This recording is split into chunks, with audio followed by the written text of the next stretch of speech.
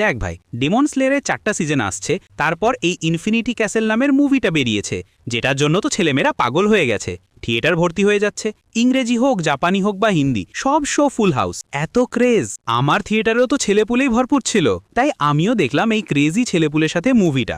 আর একটা পোস্টও দিয়েছিলাম, যেখান থেকে বোঝা যায় মুভি দেখার মূল দর্শকরা 10 থেকে 25 বছরের মধ্যে, মানে টিনেজার বা জেনজিরা। তো চল একটু ফাটাফাটি কথা বলি। হ্যাঁ, হ্যালো, আমার নাম যোগী অ্যান্ড আমাদের মোলাকাত বারবার হোগি। দেখো, আমি কুল দেখানোর জন্য কখনো মিথ্যা বলবো না, কিন্তু আমি ডেমন স্লেয়ারের একটা এপিসোডও দেখিনি।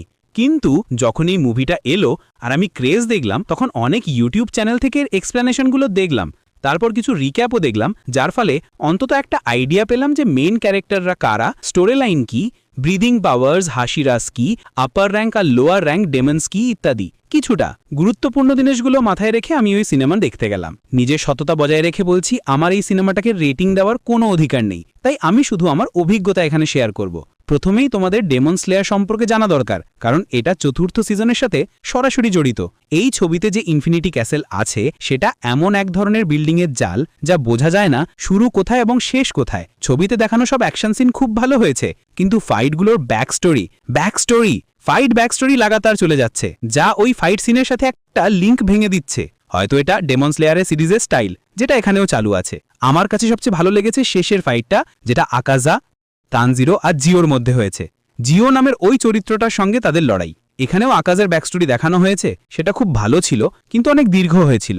এখানে দেখানো ভিএফএক্স শটগুলো অ্যাকশন সিনে খুব ভালোভাবে মানিয়ে গেছে, আর বড় পর্দায় দেখতেও দারুণ মনে হয়। কিন্তু আমি জানি না এটা তাদের স্টাইল কিনা বা কি। পুরো মুভিতেই কেউ কিছু বলছে না, কিন্তু ডায়লগ চলছে, মানে লিপসিং হচ্ছে না, কিন্তু ডায়লগের মাধ্যমে সবকিছু বুঝিয়ে দিচ্ছে। একদম এমন যেমন তুমি এখন আমাকে শুনতে পারছো, কিন্তু আমার লিপসিং হচ্ছে না। তাই একটা অদ্ভুত অনুভূতি হচ্ছিল। তবে যাই হোক, এটা তাদের স্টাইল, তাই আমি এ নিয়ে বেশি কথা বলতে পারবো না।